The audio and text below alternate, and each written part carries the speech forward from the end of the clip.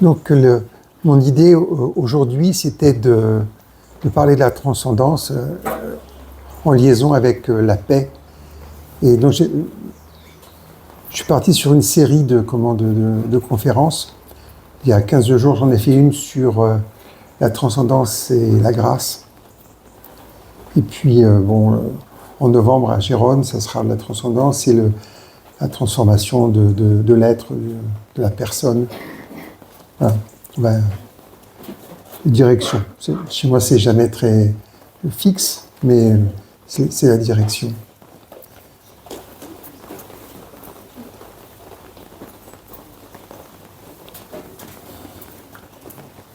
Je crois que pour commencer un petit peu, pour le rendre plus vivant, j'aimerais vous parler des expériences de paix que j'ai vécues avec mon ancien maître, je n'ai plus de ce monde, Sri Ramchandra de Sahajanpur, donc on l'appelle Babuji, donc je dirais toujours Babuji, mais vous savez de qui je parle quand je dis Babuji. Et déjà, là, je méditais depuis 4 ans, quand en 1976, voilà, il est annoncé, il vient à Nice, et il y a on était un petit groupe de personnes qui méditions, on l'accueille, et on commence par une méditation.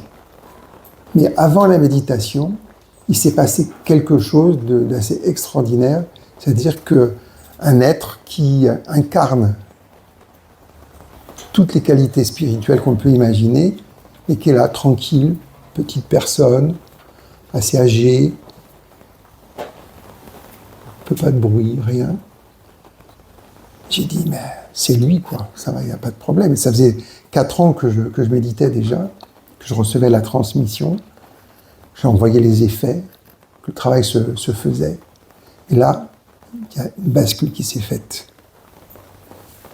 Et j'ai pas compris, parce que je suis à la base pas un émotif, je suis plutôt un intellectuel, voilà, je suis assez froid. Et là, mon cœur, il a fait BAM, comme ça. Et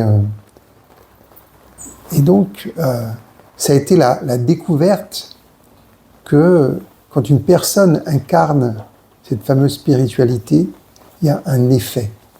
On parlait hier de la difficulté, justement, de la paix, comment amener la paix, comment l'instaurer. Alors, on va en parler, je vais partir d'écrits de Babuji, mais c'était intéressant de voir cela. Et après, on s'est réunis donc, au Centre Azur à Sanary avec lui. Donc le travail est avancé. Et puis, au cours de son voyage, donc, il s'est rendu à Rome. Donc, on l'a suivi là-bas. Et puis, on s'est retrouvés, ma mère et moi, avec lui, dans une organisation internationale qui s'appelle la FAO. La FAO, c'est une organisation qui s'occupe de l'agriculture et de la faim dans le monde, et qui est liée à l'ONU. Donc on était là, il allait voir des responsables, et puis il se retourne vers ma mère et moi, et puis il fait « Vous sentez la paix ?» Et à ce moment-là, on n'était pas très conscients sur le moment, et puis on lui dit non. Carrément. On dit bon, quand même, bon, on va essayer de voir. Donc on s'est recentré et tout, puis oui, il y avait quelque chose qui se passait. Alors, c'est ça aussi l'intérêt. Là, on vient de faire une méditation, mais ce qui est intéressant, c'est l'état méditatif, c'est-à-dire l'état d'ouverture du cœur, de présence, d'intériorité. Et donc, il nous a sollicité à ce niveau-là. Et à ce moment-là, on s'est dit, ah bah oui, waouh. Donc, il était en train de faire un travail spirituel, je ne sais pas lequel, parce que je n'avais pas la sensibilité qu'il fallait, mais c'était évident qu'il nous interpellait pour vous dire, regardez. Parce qu'on était aussi déjà des enseignants, des précepteurs, tout fait récemment, donc on était intéressé par le travail spirituel. Et donc, vous voyez, il était là, à la FAO, avec, la personne qui l'avait amené, qui l'hébergeait, c'est M. Saravanamuthu, et qui, voilà,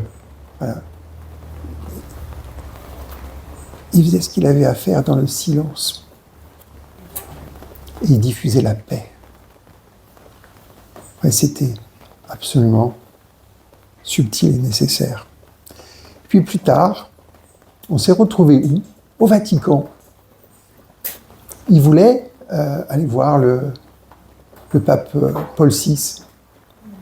Donc on s'est retrouvés au Vatican avec un petit groupe, et puis lui, comme ça. Et puis là, il finissait juste, je pense, le pape finissait juste une messe, puis il sortait, puis il allait passer devant nous. Et alors je vois Baboudji avec son calot, comme ça, et puis il a mis ses lunettes. Puis quand le pape passe, il regarde le pape comme ça. Hop, il rentre les lunettes et il s'en va. Vous voyez un peu. Alors, et c'était. Après, moi, j'étais curieux. Je lui dis alors, comment il était. C'est un homme bon. J'ai pas eu le droit à plus de commentaires. Mais c'était intéressant de voir aussi. Voilà, j'ai senti qu'il mettait des bénédictions. C'était un pape, je trouvais intéressant. D'autant plus intéressant, là, je sais pas, bon, pour ceux qui ont suivi un peu mes vidéos, j'ai fait une série de vidéos sur un prêtre catholique qui s'appelle Maurice Zindel, et qui est un type extraordinaire, fabuleux, et que je trouve qu'il est vraiment voilà, dans la droite lignée de tous les êtres spirituels de calibre qui sont importants. Évidemment, comme toute personne un peu hors norme, ben, il avait été maltraité par l'Église. Sauf qu'il avait rencontré, quand il avait des conférences à Paris, il avait rencontré le futur pape Paul VI, et qui disait, mais cet homme est un génie de la mystique. Alors, je vous parle pas des problèmes qu'il a eus, mais grâce à Paul VI, à un moment donné, peu de temps avant sa mort, il est mort en 1975, Zindel. Et donc en 72, il a appelé pour faire des homélies, qu'il a improvisé d'ailleurs, une vingtaine d'homélies, pour le conclave. C'est le pape qui l'avait appelé. Donc, ouais, cet homme, important, ouais, qui était dans la structure et hors de la structure en même temps. Et puis Baboudji, qui va tranquillement, il ne dit rien, il ne bouge pas, il reste en silence. Donc c'est là où c'est intéressant aussi de voir qu'il faut qu'on arrive à intégrer ces dimensions, ces états méditatifs, c'est-à-dire être à la fois dans le monde et intériorisé, centré. Vous savez qu'on est bien le cœur, donc dans le cœur, et si possible dans la profondeur du cœur. C'est pour ça que des fois, avant de commencer une action, il est intéressant de se centrer 1 ou 2 secondes. Ça va pas? Ouais. Et de se connecter dans la partie la plus profonde de l'être. Et donc, après, on l'a beaucoup fréquenté. Chaque année, on allait le rencontrer là, chez lui. Ça, c'était encore une autre aventure. C'était intéressant. Et il y avait on fait des découvertes comme assez passionnantes. Je me souviens d'une, par exemple, avec mon épouse, on avait été chez lui pendant 3 semaines, et puis on était vraiment, vraiment contents. Et on va le voir, on va le rencontrer pour le remercier, juste pour le remercier. Et je lui dis, vous savez, moi j'ai eu une ou 2 expériences par jour. Là, c'est fabuleux, mais là j'ai fait le plein. On ne peut pas en mettre plus. On regarde comme ça, on dit, ah oui, d'accord. Et si on méditait? Comme ça. Ah bon, d'accord. Si on méditait. Pourquoi pas, hein? Mais, vous voyez, alors, je vous montre ça. On était dans un élan de remerciement et de gratitude. On n'attendait plus rien. On voulait plus rien. L'importance du rien, vous voyez. Et donc, on avait ce mouvement-là et on était ouvert et disponible. Et là, dans la méditation, j'ai découvert la dimension d'amour du maître. Et je veux dire, réellement, après 5 ans de pratique, j'ai découvert ce que c'était qu'un maître et la dimension d'amour du maître. C'est mon maître intérieur qui a découvert cette dimension d'amour. Et puis j'ai réalisé, mais ouais, jusqu'à présent, je faisais mon chemin avec un guide spirituel, on va dire, qu'on appelle un maître. Et là, pour une fois, j'étais réellement disponible parce que j'étais vide de moi-même. Ça, ces fameuses vacuités. C'est vide de moi-même, et donc, il dit, ah, enfin, je peux faire quelque chose pour lui, d'un autre ordre, d'un autre niveau. Alors évidemment, tout ça, c'est de l'ordre de l'expérience, c'est individuel. C'est pour ça que, quand on parle de Dieu, souvent les gens, ils voient les choses à l'extérieur. Donc il y a des conceptions. J'ai rencontré beaucoup de personnes qui sont allergiques au mot Dieu, au mot amour, mystique, tous ces mots-là, presque des gros mots. Pourquoi ? Parce que ça a été mal, souvent utilisé. On a abusé de ces mots. Mais quand vous faites l'expérience, c'est ça pour moi la méditation du cœur, le Raja Yoga, c'est on expérimente le divin en nous. On expérimente, là c'est le sujet, la paix en nous.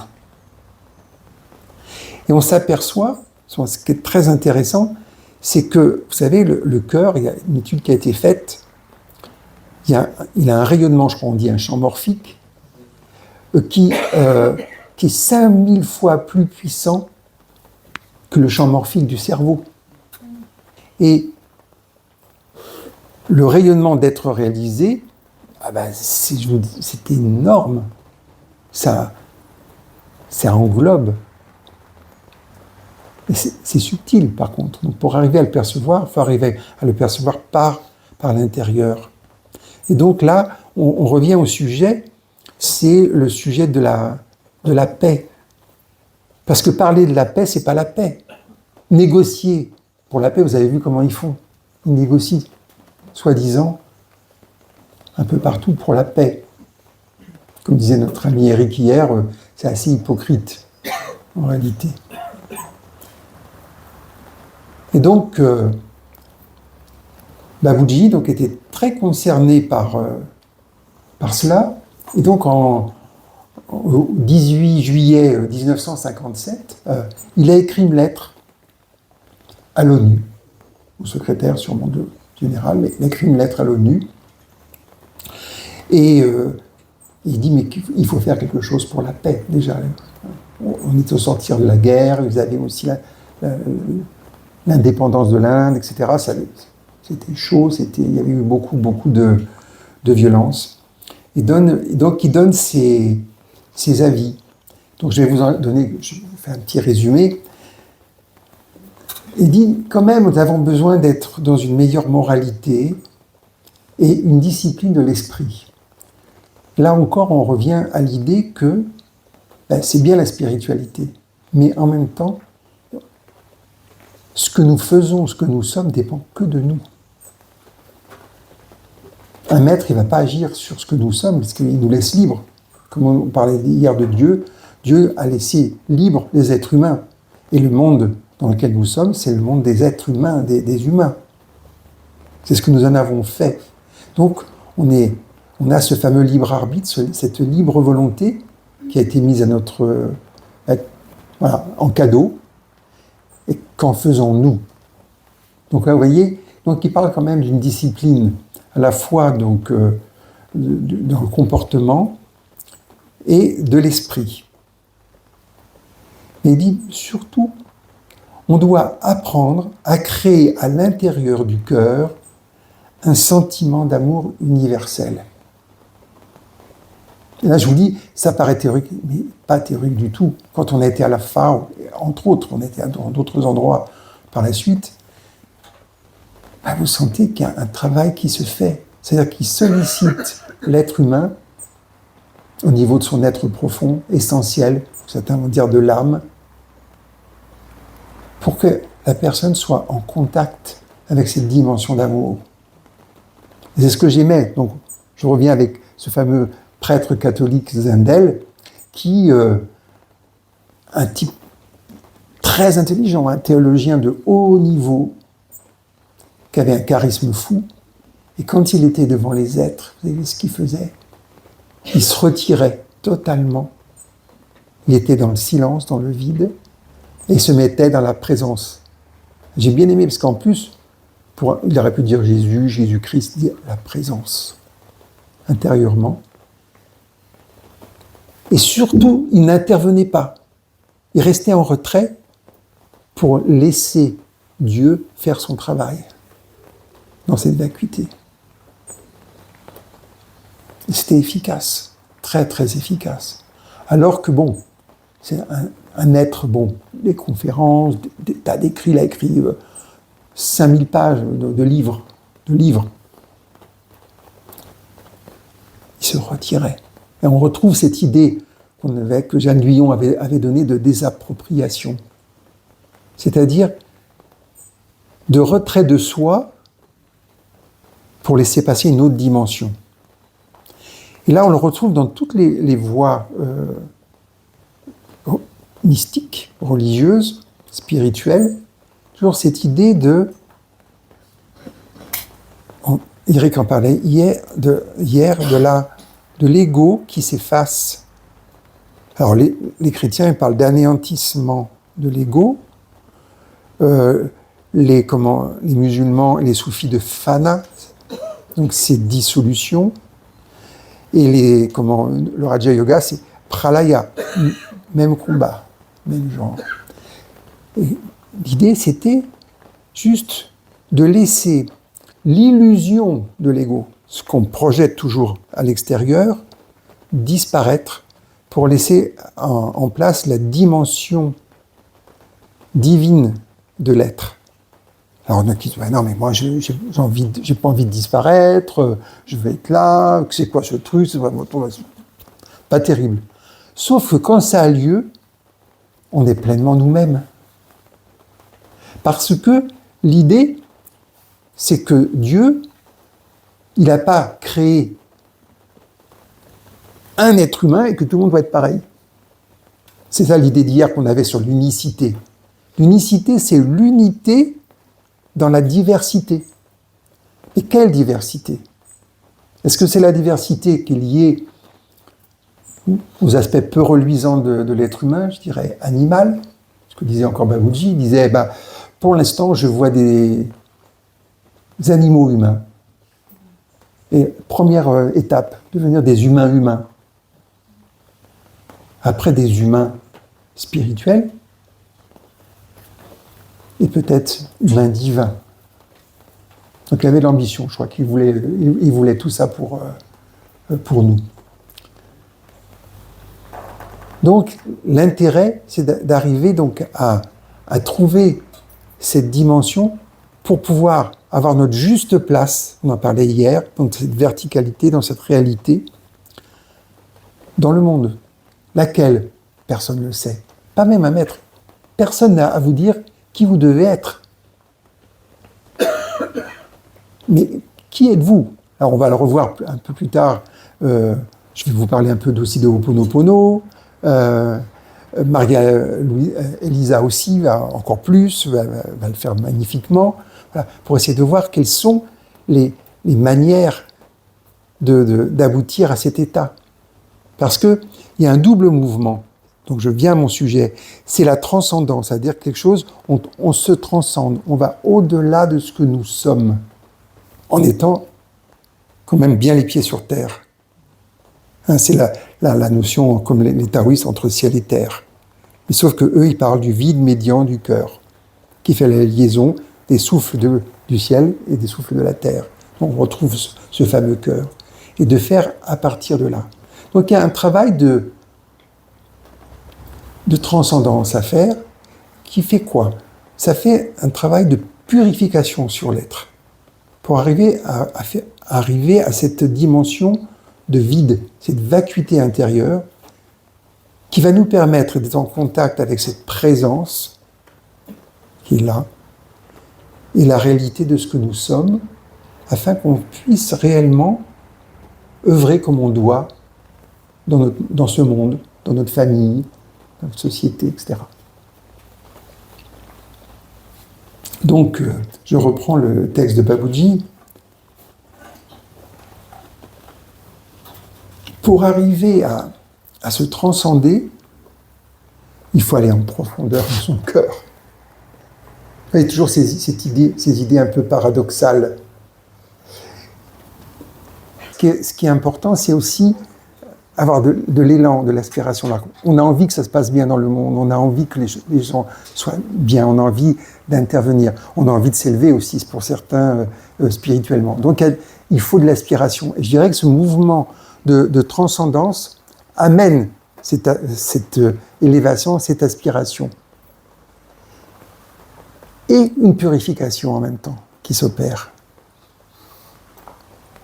Purification pas parce qu'on est impur, mais parce qu'on a trop de choses à l'intérieur. Je reviendrai plus tard avec Ho'oponopono, c'est plus intéressant de l'envisager comme ça. Et il disait, Baboudji, on doit faire reposer la notion de paix sur des fondations avec des bases et des principes spirituels. Et comme ça, on peut utiliser la force spirituelle. On verra avec Ho'oponopono, c'est mana, la force d'amour qui fait tout. Donc vous comprenez pourquoi on fait avec le cœur. C'est aussi le centre de l'amour. Et puis, quand ce mouvement de transcendance a eu lieu et s'est opéré, alors ça peut se faire avec des pratiques différentes, mais bon, voilà. À ce moment-là, la grâce peut tomber. Il y a un double mouvement, vous voyez, un mouvement d'élévation, comme la pluie qui tombait tout à l'heure, la grâce qui vient. Et là, il disait, la grâce ne peut venir que par l'amour. L'amour ne peut être là que s'il y a une vacuité dans le cœur. Et à partir de là, quand la grâce descend, l'être peut se transformer. Les situations peuvent se modifier, se transformer, si on est réceptif. Mais la grâce ne descend pas par sur commande, elle descend quand il y a les conditions et quand elle descend. Voilà, en gros, il n'y a pas de loi. Voilà. Et on dit que ça vient normalement directement de Dieu. Et il y a ce pouvoir de transformation qui est là.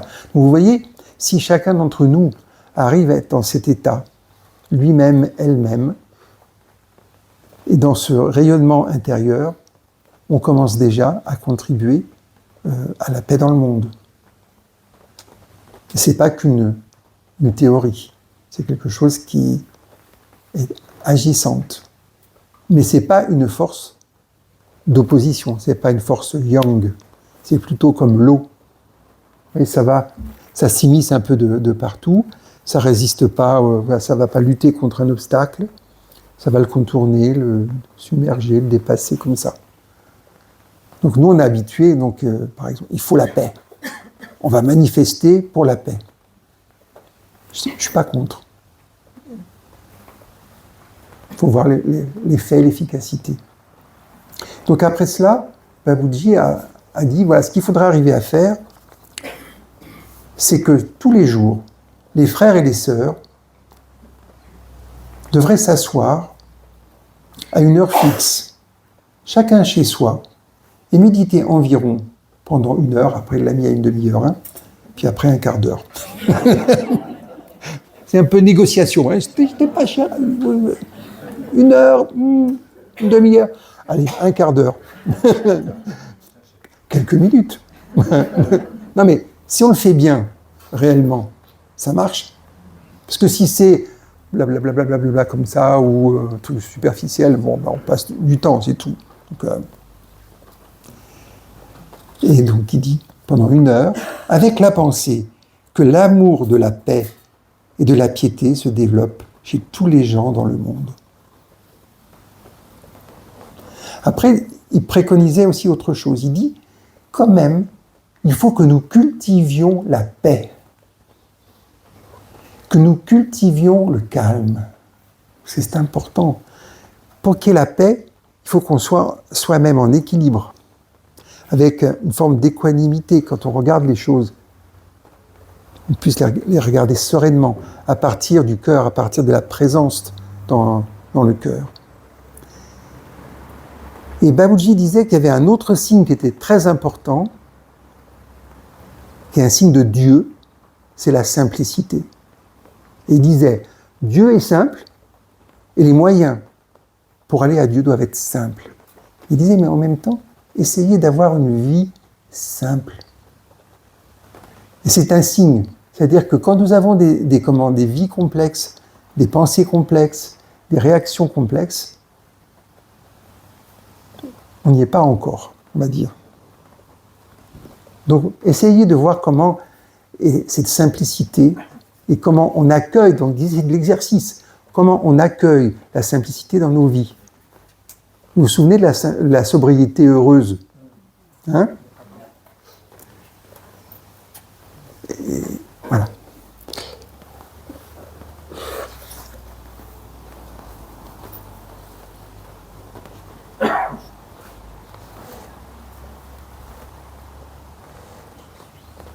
Ah oui, j'ai une petite citation qui est intéressante là.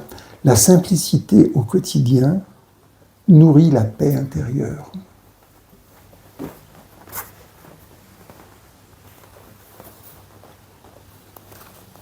Alors vous voyez, il y a ce mouvement de transcendance qui purifie, qui élève. Il y a l'amour qui attire la grâce qui transforme. Donc en gros, l'idée, c'est de... Et si on essayait d'attirer la grâce? Et là, c'est à ce moment-là où notre volonté et la volonté du divin, de Dieu, se superposent, la même. Et nos actions deviennent efficaces. Ça veut dire aussi, un des maîtres Charidji qui disait il faut la bonne personne au bon endroit, au bon moment. Et une fois, il me fait venir en Inde.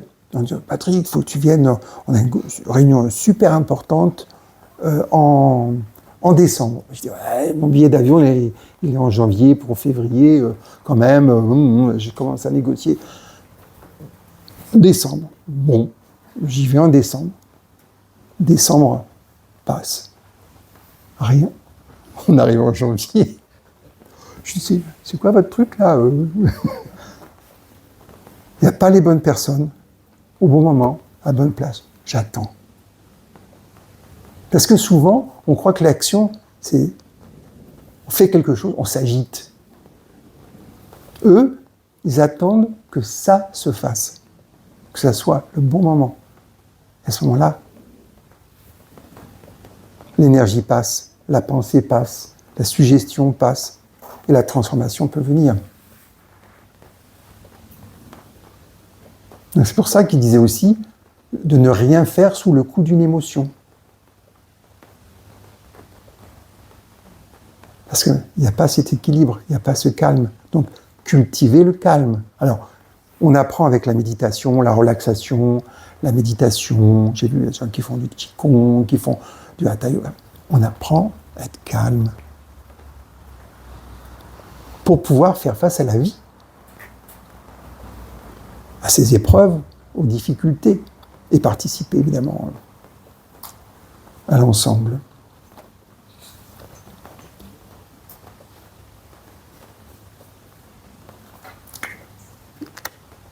Là encore, la difficulté de cet équilibre, vous savez que dans le Raja Yoga, on parle des aspects tamasiques, qui est la paresse, la lourdeur, et rajasique, qui est un peu l'excitation mentale, voilà. Le yin et le yang. Et que quand les deux sont en équilibre, on est dans un état sattvique, un état d'équilibre. Une fois, je parlais avec Daji, et il me disait, mais quelque part, il ne faut pas se préoccuper du rajasique et du tamasique, mais d'être dans l'état sattvique, c'est-à-dire l'état d'équilibre. C'est pour ça qu'hier, j'ai demandé à Eric, je lui dis, mais ce qui est intéressant, c'est l'état de Kamal, c'est-à-dire c'est la perfection divine, qui ne se préoccupe pas. Alors, il disait de la majesté et de la miséricorde, et on sent que ça bagarre sec entre les deux, que c'est dur à équilibrer, mais de passer tout de suite dans un état d'équilibre, donc sattvique, pour gérer la vie et équilibrer tous les aspects en nous et à l'extérieur de nous. Et ça, à nouveau, je pense la centration du cœur permet cela. Maintenant, je pense que je vais essayer brièvement de vous dire comment est-ce qu'on peut arriver à avoir cette liberté du cœur. Alors c'est ce que j'ai écrit dans le livre que j'ai commis, c'est sur Ho'oponopono, c'est l'état zéro. Alors vous savez que l'état zéro, Ho'oponopono, il y a beaucoup d'expressions différentes, d'applications, et Maria Elisa va nous en parler. Moi, ce qui m'a intéressé dedans, c'est ce dont parlait donc le docteur Len, et ce psychiatre-là qui a partagé l'enseignement de Morna Simeona, et qui parlait justement de l'état zéro, l'état infini, zéro. Et que l'idée, c'était d'arriver à cela en permanence. Et ça m'a tout de suite plu, parce que vous voyez, là, j'ai parlé de Dieu. J'ai parlé de choses spirituelles. Je vous dis, je suis un mystique, hein, bon. Et je ne me soigne pas, hein, donc je suis toujours mystique. Hein. Mais je me suis dit, mais quand même, c'est pas facile, parce qu'on met un vocabulaire qui crée un obstacle. Alors que là, avec cet état zéro, ben, on peut être bouddhiste, on peut être taoïste. Babuji parlait de Dieu. Là, des fois, je discute avec les gens sur l'idée de Dieu. C'est un centre qui n'a ni nom, ni mental, ni attribut, par exemple. Donc, c'est un vide, un centre. Et tout a un centre. Vous voyez, la notion de Dieu. Et ouais, il faut argumenter, il faut dire, là, c'est intéressant. Ce que nous propose Ho'oponopono, c'est d'avoir accès à cet état intérieur, et puis avec ces 4 phrases un peu étranges, magiques, je suis désolé, pardon, merci, je t'aime. Moi-même, quand j'ai vu ça au début, j'ai dit, c'est un peu court quand même, hein, comme truc. Et puis bon, moi, comme c'est ma mère qui le proposait, j'ai dit, bon, on va l'essayer. Avec Alberta, mon épouse, bah, on l'a essayé, puis ça a marché. C'est intéressant. Et après, on rentre dans les explications que les Hawaïens ont proposées. Et c'est très intéressant, et on voit le processus, comment ça se développe. Mais ce qui est intéressant, c'est comme le Raja Yoga, comme la méditation du cœur, il faut d'abord l'expérimenter, et après essayer de comprendre, et voir ce que ça donne. Et donc je me suis dit que cet état zéro était vraiment intéressant, parce que je pouvais le partager à tout le monde. C'est beaucoup plus neutre. Bon, et c'est un état absolu. Parce que là, on a parlé hier de l'état d'unicité, donc d'union avec Dieu. Là, ça va encore au-delà. Parce que l'union, c'est avec le Créateur. Là, c'est encore au-delà, avec ce centre, cette vacuité, ce vide, dont tous les mystiques parlent, de tous les temps et de toutes les voies de tous les pays. Ça, c'est certain. Croyez-moi, j'ai étudié à fond la chose, et tout le monde en parle de manière différente.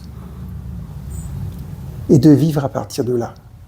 Alors, autre concept, on est à 100% responsable de nos vies, et de ce qui se passe dans la vie, dans nos vies.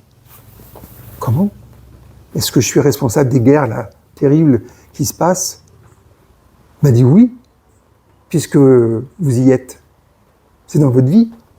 Donc vous êtes responsable de vos vies. Ah, bizarre. Vous avez vu donc le docteur Len qui va dans cette prison où il y a une aile de criminels dangereux. Bon, on n'arrive à faire rien à faire avec eux. Et lui, il réfléchit, mais surtout il réfléchit pas, il fait Ho'oponopono avant d'accepter. Et au bout d'un moment, il accepte. Il refuse de voir le personnel, les prisonniers internés en psychiatrie. Il prend simplement leurs fiches et il pratique Ho'oponopono tous les jours sur chacun d'entre eux. Au bout de 3 ans, tout le monde va bien, il ferme l'aile, puis il n'a plus besoin, et tout est en place. Alors vous me direz, ça c'est que sur des choses négatives. Non, même les choses positives. Parce qu'à un moment donné, il est embêté parce qu'il s'est rendu compte qu'il a une petite fille qu'il aime beaucoup, et il commençait à projeter sur elle ce qu'il voulait. Donc il a fait Ho'oponopono en lui-même, c'est toujours en soi-même, pour libérer sa petite fille de la pression qu'il mettait sur lui. Et je trouve très intéressant, ça redonne cette idée de liberté que Dieu nous a donnée, de non-intervention. C'est là, c'est pour continuer la discussion d'hier, il n'intervient pas. Il va être présent si on lui laisse la place. Si on veut vivre notre vie, c'est un peu le syndrome d'Adam. Dieu, on dit, dans la mythologie, on va dire, ou dans l'histoire, Adam, il a tout reçu de Dieu. Donc c'est l'homme parfait. L'homme au sens être humain, homme-femme, hein, mais l'être parfait. Puis apparemment, dans l'histoire, il dit, bon, j'ai tout reçu, j'ai tous les pouvoirs, j'ai tous les attributs. Bon, moi, j'ai plus besoin du vieux, là. Hein, je vais mener ma vie, hein, ça fait un peu ado, hein, notre truc. Et puis, donc, ça induit l'idée de séparation. Donc, il s'est séparé de Dieu, puis on a continué dans la folie. Moi, je vais mener ma vie comme je l'entends. Et puis, voilà, j'ai ce droit. Il m'a été donné, ce qui est vrai. Hein. Donc, voilà. Et donc, on a la terre qu'on a grâce à ce que nous sommes. Et puis, l'idée, c'est de laisser la place à cette dimension. Et cette dimension, à travers donc cet état zéro, ce centre, le centre dont parlait Babaji, eh bien, on est totalement en phase avec tout ce qui existe et avec nous-mêmes. C'est ça qui est étonnant. C'est ça le paradoxe dont parlait hier Eric. À la fois, on est abandonné, désapproprié dans cet état de fana, voilà, de dissolution, de l'illusion du moi, c'est pas le moi, de l'illusion du moi, et on est pleinement soi-même. Une chose que j'aimais chez Zindel aussi, on va regarder la vie autrement. Et il va y avoir cette idée d'émerveillement de la nature, des êtres humains qu'on rencontre, des situations. Et c'est le même monde dans lequel on était avant? Oui, c'est le même. Mais il y a des niveaux de conscience, des niveaux de perception. Et après, ce qui est intéressant, c'est que c'est pas d'être uniquement centré sur notre nombril, ça marche pas. Parce que, en gros, si on participe pas à l'humanité, si on ne sert pas même l'humanité, ce qu'on a acquis en nous stagne. Et comme l'eau, ça croupit. Parce que c'est justement c'est que de l'égocentrisme. Ce qui est proposé, c'est tout à fait autre chose. C'est d'être pleinement nous-mêmes en communion, même pas en communication, avec tout le monde, par le cœur, et au-delà de notre spécificité, dans une partie, d'une dimension beaucoup plus universelle, beaucoup plus absolue. Donc c'est là qu'on revient à ce que disait Babaji, revenons à cet amour universel, à cette universalité. Et il disait hier, si on a saisi ça, mais pas compris, mais saisi ça, on ne peut plus être égoïste. Juste un peu égocentrique, hein, quand même, mais quand même, il faut vivre. Hein. Mais on ne peut plus, parce que l'autre, c'est nous. Comment je peux faire du tort, du mal à l'autre? Je me fais du tort à moi-même. Alors, la théorie, là, elle est belle, mais si on la vit, si on la ressent comme telle, on fait ce qui est juste. Hein. Alors, ça ne veut pas dire qu'on doit être mou, puisque là, ce qui est intéressant, c'est que cet état zéro est l'étape qui nous permet d'être au contact de la supraconscience c'est-à-dire du mental universel, qui va nous inspirer ce qui est juste pour nous, qui nous donne les informations dont on a besoin. Donc on n'a même plus besoin d'avoir des Google, tout ça, plus nécessaire. Ça ne veut pas dire qu'on ne peut pas l'utiliser, mais plus nécessaire. On a les informations intérieures pour mener nos vies. Savoir ce qu'on a à faire. Donc on parle d'intuition, mais aussi de révélation. Quand le docteur Len, quand Joe Vitale, qui est très vital, hein, et qui voulait dire ouais, on va passer au Ho'oponopono de partout, c'est formidable, c'est génial. Alors, lui, bon, c'était vraiment le développement du bien-être personnel, très bien d'ailleurs, hein, mais les lois d'attraction, si vous voulez être riche, vous allez être riche, tout ça, voilà. Ce coup, bon, il découvre avec émerveillement cet état zéro d'Ho'oponopono, il dit on va y aller. Et le docteur Len, on va faire un séminaire. Et donc lui, qu'est-ce qu'il fait le docteur Len? Il nettoie. Puis, à un moment donné, il dit oui. Parce que, intérieurement, c'est venu, et il pouvait donner oui. Puis après, il dit, on va faire un séminaire. D'accord, mais on ne fait pas de publicité. Qu'est-ce qu'il fait? À un moment donné, il demande la liste de tous les participants à ce séminaire. Qu'est-ce qu'il fait? Il nettoie, mais pas les gens, hein. En lui, il nettoie. Voilà. Puis après, la salle, ben, il nettoie. Pourquoi il explique pourquoi? Parce que là, ils vont faire les choses, ben, il faut que le lieu soit sacré et que tous les objets, tout ce qui est dedans, tous les êtres qui sont dans leur dimension sacrée. Ensuite, Joe Vitale lui dit ben, on va faire un livre ensemble. Il dit non. Qu'est-ce qu'il fait? Ben, c'est vachement original. Hein. Et quand les gens dans le séminaire lui posaient des questions, ils disaient mais pourquoi vous posez des questions? Nettoyez. D'accord? Alors ça fait un peu comment you wash it là, you rinse it, et voilà. Ça fait un peu ça, un peu maniaque, mais bon. Mais apparemment, ça amène des résultats extraordinaires. Et puis il dit, bon, non, mais ça, c'est ton truc à toi, t'es fait pour diffuser ces choses, c'est toi qui le fais. Bon, alors il lui dit, je vais te le... Vous le relirez, hein? Oui. Il n'a pas relu, parce qu'il savait que lui, c'était son action, c'était la personne juste pour diffuser cette connaissance.